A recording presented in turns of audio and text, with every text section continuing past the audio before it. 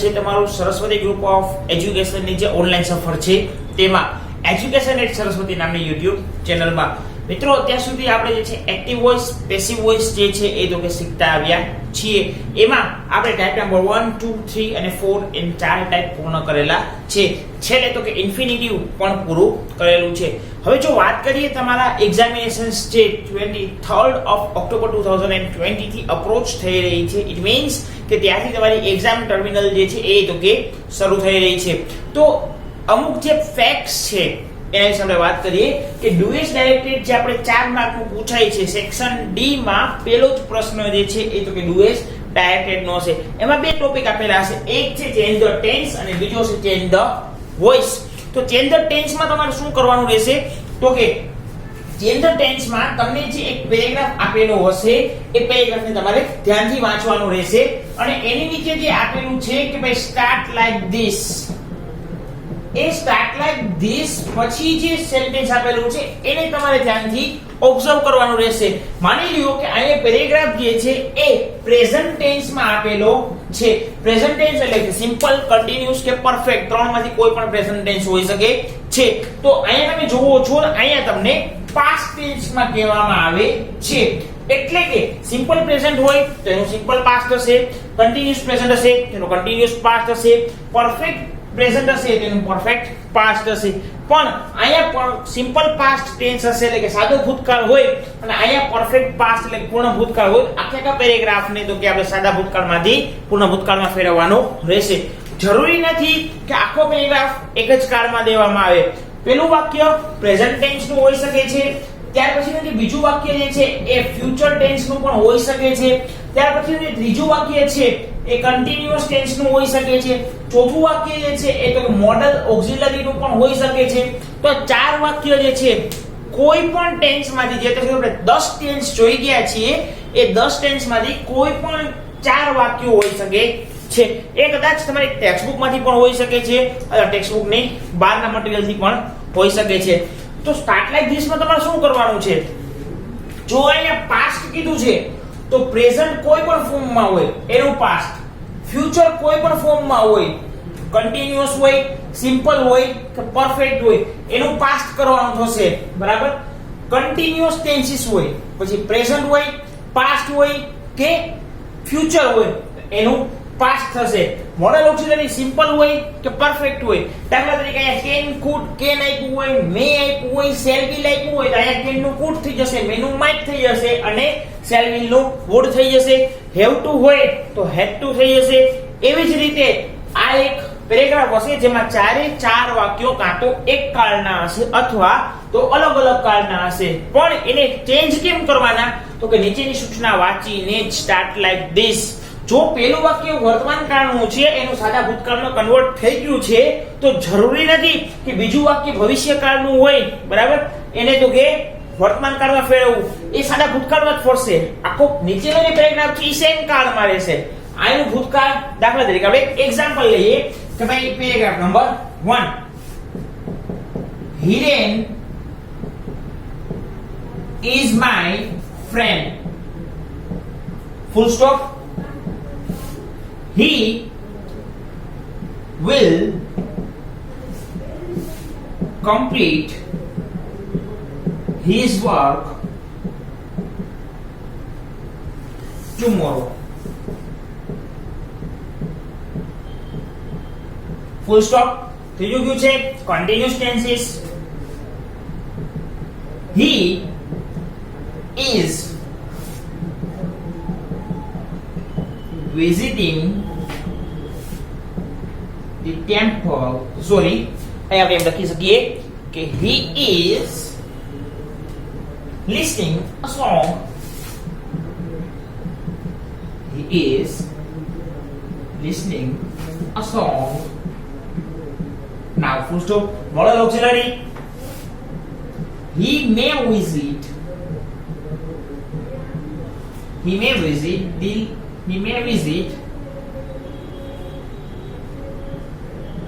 Goa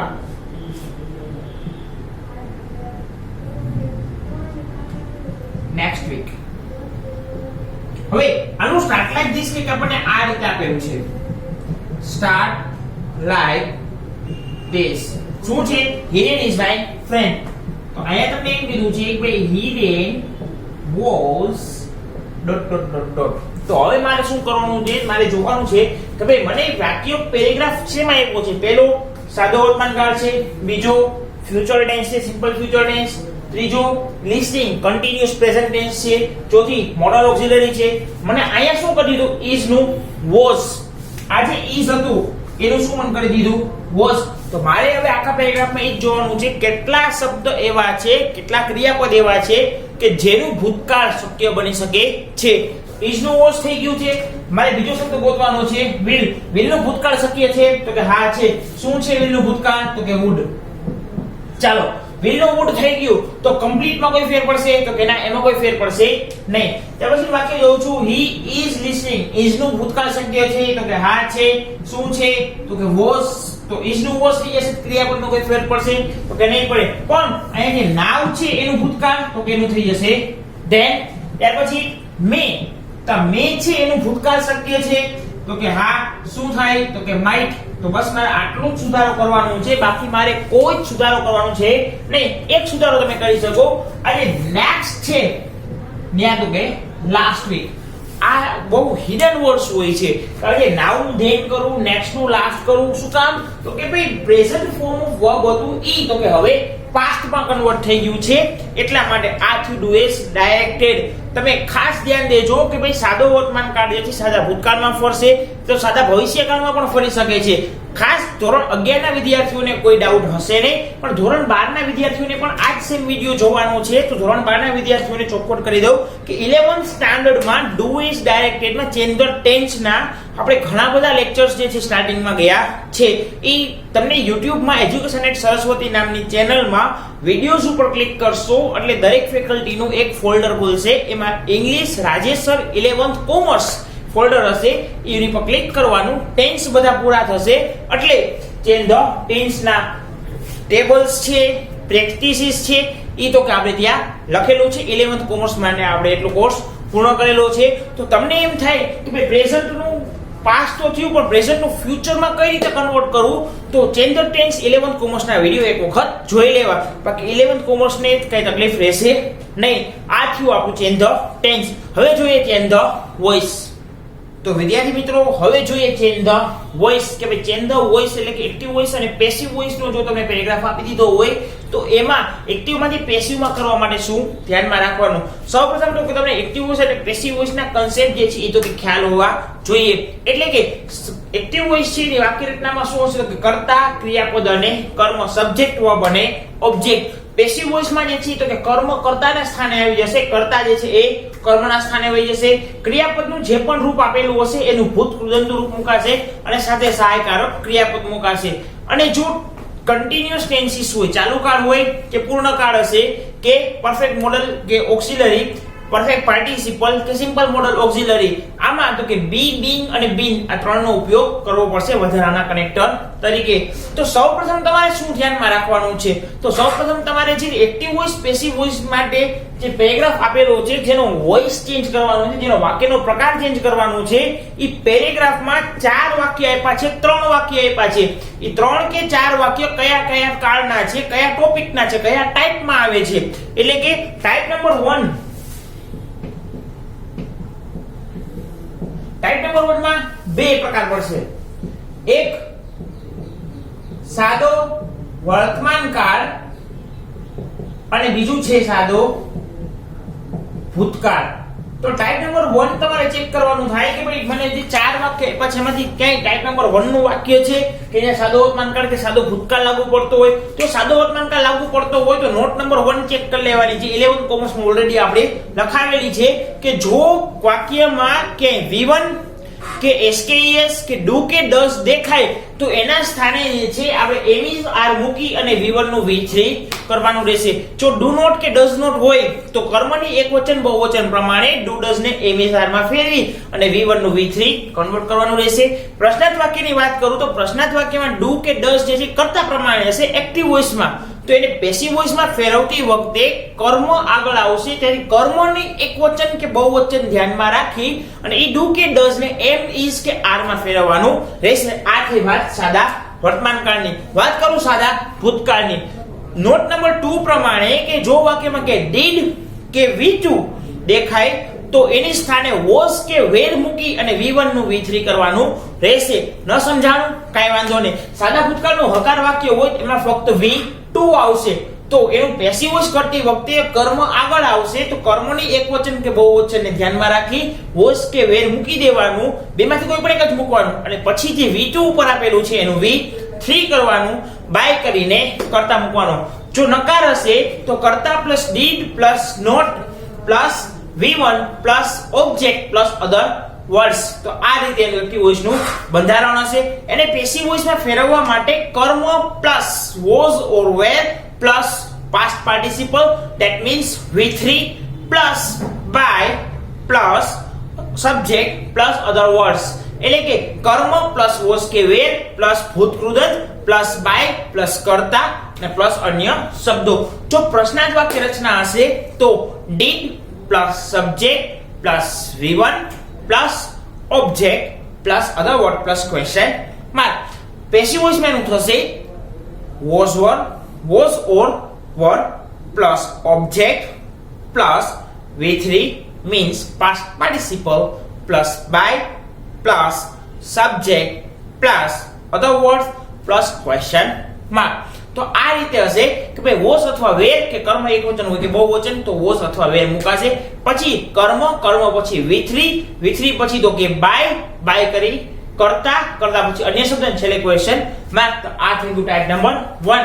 12મા ધોરણના વિદ્યાર્થીઓને ખાસ સૂચના કે જો એને ટાઈપ 1 સમજવા ન આવતું હોય તો 11th કોમર્સના પ્લેલિસ્ટમાં મેં તમને કીધું એ જ રીતના આપણે ટાઈપ નંબર 1 જે છે એ તો કે ડિસ્ક્રાઇબ કરેલું છે. ઘણા બધા videos already 17-18 video active voice passive વોઇસમાં આપણે ગયા છે અત્યાર સુધી. કોમર્સના સ્ટુડન્ટને 16 સુધીના વિડિયો તો ગયા છે. તો 16 વિડિયોમાંથી ક્યાંય પણ વિડિયો ટાઈપ 1 ટાઈપ 2 માં ડિસ્ક્રાઇબ કરતો હશે. ખાસ કરીને ટાઈપ વિડિયો લેક્ચર નંબર 3 અને 4 એમાં ટાઈપ 1 ની માહિતી તમને મળી જશે. સાદો વર્તમાનકાળ અને સાદા ભૂતકાળની. તો એક વખત આખો લેક્ચર રેફર કરી જવો એટલે તમને બધી જ વસ્તુ મગજમાં બેસી જશે. ત્યાર પછી વધીએ છીએ આપણે આગળ ટાઈપ નંબર 2 માટે. તો ટાઈપ નંબર 2 જે છે એમાં બે જ પ્રકાર પડશે. પેલું છે ચાલુ વર્તમાનકાળ અને બીજું છે ચાલુ ભૂતકાળ. તો ચાલુ વર્તમાનકાળ અને ચાલુ ભૂતકાળ જે છે આપણે કામ કરીએ. અહીંયા એની શોર્ટ નોટ લખી લઈએ.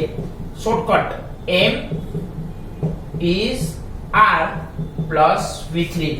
અહીંયા જે છે એ was or were plus V3. હવે ચાલુ વર્તમાનકાળમાં જે છે તો કે એક્ટિવ વોઇસમાં ક્રિયાપદનું ing વાળું રૂપ આપેલું હશે. તો પેસિવ વોઇસમાં આપણે ing વાળા ક્રિયાપદનું રૂપ છે ને V3 કરવાનું રહેશે. તો ing ક્યાં મૂકીશું તો કે being નો ઉપયોગ કરીને. એટલે કે અહીંયા એમિસાર ઓલરેડી વાક્યમાં આપી દીધું હશે કરતા પ્રમાણે. આપણે જ્યારે પેસિવ કરીએ છીએ ત્યારે કર્મની એકવચનતા કે બહુવચનતા જોવાની રહેશે. જો કર્મ એકવચન છે તો is આવશે. કર્મ બહુવચન છે તો R આવશે અને ત્યાર પછી being મુકાશે અને પછી તો કે V3 મુકાશે. જોઈએ આપણે અહીંયા જે છે તો કે M is R plus being plus V3. પછી હકાર નકાર કે પ્રશ્નાર્થ કોઈ પણ ફોર્મેટ આપેલું હોય આપણા માટે તો કે જોવાનું છે કે કર્મ એકવચન છે કે બહુવચન. કર્મ એકવચન હોય તો is, કર્મ બહુવચન હોય તો R. પણ એના પછી તો કે being મૂકવું ભૂલાય નહીં. being પછી V3. જો નકાર હશે તો એમિસાર પછી નોટ આવશે, પછી being આવશે, પછી V3 આવશે. જો પ્રશ્નાર્થ હશે તો એમિસાર આગળ આવશે, પછી કર્મ આવશે, પછી being અને પછી તો કે V3 આવશે. જો ચાલુ ભૂતકાળની વાત કરું તો ચાલુ ભૂતકાળમાં જે છે એ તો કે was or were plus being plus V3. was or were plus being plus V3. તો આ થયું ચાલુ ભૂતકાળનું બંધારણ. હવે આમાં એક વસ્તુ ખાસ ધ્યાન રાખવાની, કર્તા એકવચન હોય તો was હશે, કર્તા બહુવચન હશે તો were હશે. પણ ક્યાં? એક્ટિવ વોઇસમાં. એનો આપણે પેસિવ વોઇસ કરીએ છીએ ત્યારે કર્મ એકવચન હોય તો was અને કર્મ બહુવચન હોય તો were. ત્યાર પછી being plus V3. જો નકાર પેટર્ન આપેલી દીધી હોય તો was were plus not plus being plus V3. જો ઇન્ટ્રોગેટિવ અથવા ઇન્ટેરોગેટિવ આપી દીધેલું હશે તો ઓબ્જેક્ટ એટલે કે કર્મ, કર્મ એકવચન હોય તો વોઝ, કર્મ બહુવચન હોય તો વોઝ, કર્મ પ્લસ વોઝ પ્લસ કર્મ plus being plus V3 plus by plus કર્તા પ્લસ ક્વેશ્ચન માર્ક. તો આ હતું ટાઈપ 1 અને ટાઈપ 2. હવે જોઈએ છે ટાઈપ નંબર 3 કે ટાઈપ નંબર 3 માં એવું બધું શું સ્પેશિયલ છે કે જે બધાથી એમને અલગ પાડે છે. તો અહીંયા જે છે એક ફાટો પડશે પરફેક્ટ ટેન્સીસ નો. પરફેક્ટ ટેન્સીસ એટલે કે પૂર્ણ વર્તમાન, પૂર્ણ ભૂતકાળ અને પૂર્ણ ભવિષ્યકાળ. તો અહીંયા પરફેક્ટ ટેન્સીસ માં એક વસ્તુ સિમ્પલ છે, અહીંયા ટુ હેવ ના રૂપોનો ઉપયોગ થાય છે. ટુ હેવ ના રૂપો એટલે કે have, has, had, shall have અને વિલ હેવ. એમાં હેવ હેઝ પૂર્ણ વર્તમાન કાળમાં, હેડ પૂર્ણ ભૂતકાળમાં અને શેલ હેવ અને વિલ હેવ જે છે એ તો કે પૂર્ણ ભવિષ્યકાળમાં ઉપયોગ થાય છે. તો ખાસ યાદ રાખવાનું કે જો પૂર્ણ વર્તમાન કાળ એટલે કે હેવ હેઝ પ્લસ V3 આપી દીધું હોય, કર્મ એકવચન હોય તો હેઝ, બહુવચન હોય તો હેવ. પૂર્ણ ભૂતકાળમાં એવો કાંઈ ફેર નહીં પડે, કર્મ એકવચન છે કે બહુવચન છે હેડ નું હેડ જ રહેશે. પૂર્ણ ભવિષ્યકાળમાં કર્તા તરીકે આઈ કે વી હોય તો શેલ હેવ આપેલું હશે અને પેસિવ વોઇસમાં એનું તો કે હંમેશા વિલ હેવ જ લાગુ પડશે. તો અહીંયા જે છે to have plus bin plus V3 લાગુ પડશે. ત્યારબાદ તો કે બીજો ફાટો જે પડે છે, બીજું જે સબટાઇપ પડે છે એ છે perfect modal auxiliary. Perfect modal auxiliary માં પણ કઈ રીતે થશે તો કે ભાઈ simple model auxiliary plus have plus bin plus V3. આ એનું પેસિવ વોઇસ નું ફોર્મેટ છે.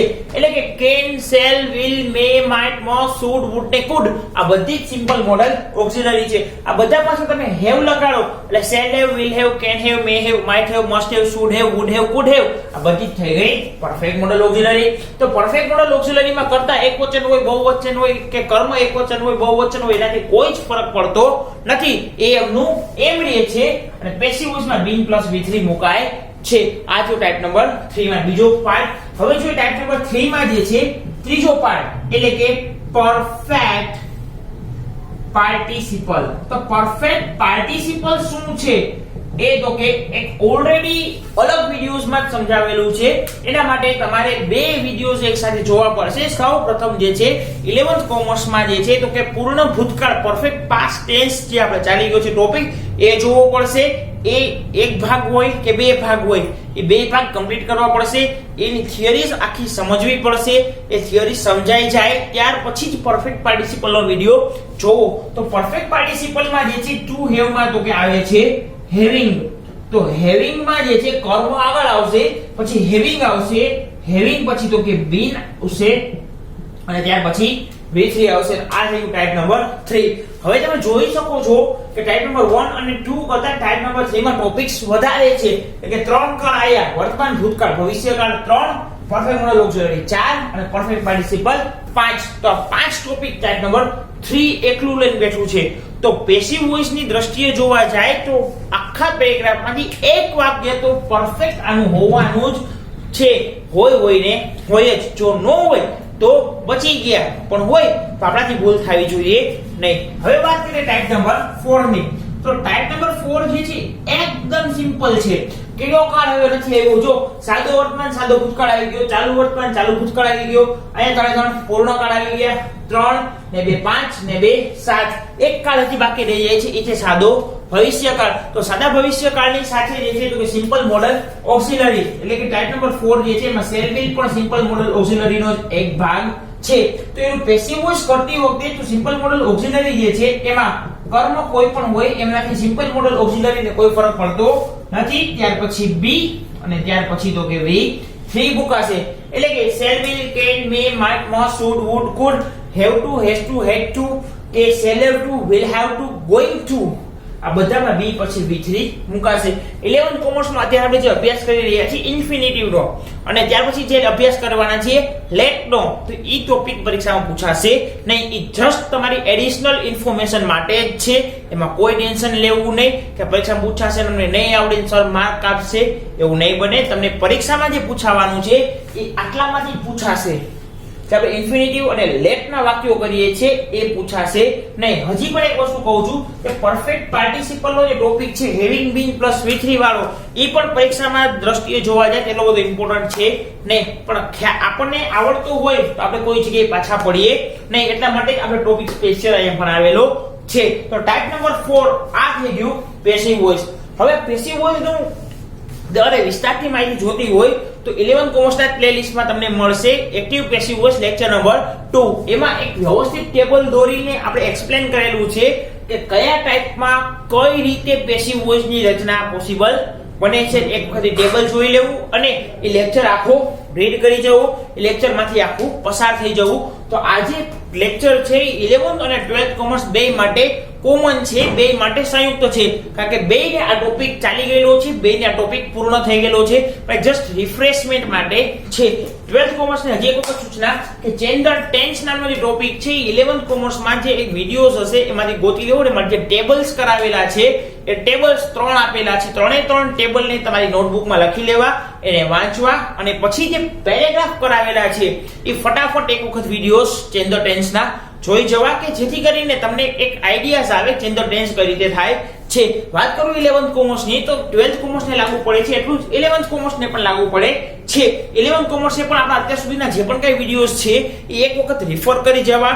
એમાં તમને એમ લાગે મને જેન્ડર ટેન્સમાં આ વસ્તુ વર્તમાનમાંથી ફ્યુચરમાં કઈ રીતે જવાય એવો એકય પેરેગ્રાફ આપણે કરાવેલો છે તો હા એવા એક બે પેરેગ્રાફ આપણે કરાવેલા છે. ભૂતકાળમાંથી ભવિષ્યમાં, ભવિષ્યમાંથી ભૂતકાળમાં જવાય એવા બધા જ તે એક વખત જોઈ લેવા. સિમ્પલ મોડલ ઓક્ઝિલરી નો પણ જોઈ લેવો, પરફેક્ટ મોડલ ઓક્ઝિલરી નો પણ જોઈ લેવો અને પેસિવ વોઇસમાં બધા જ વિડિયોઝ જો એક વખત જોવા પડે તો ધીમે ધીમે એક સાથે જોઈ શકાય કે જેથી કરીને આપણને કોઈ પણ ટોપિક પર ક્લિયર કોઈ પણ ડાઉટ રહે નહીં, ક્લિયર થઈ જાય.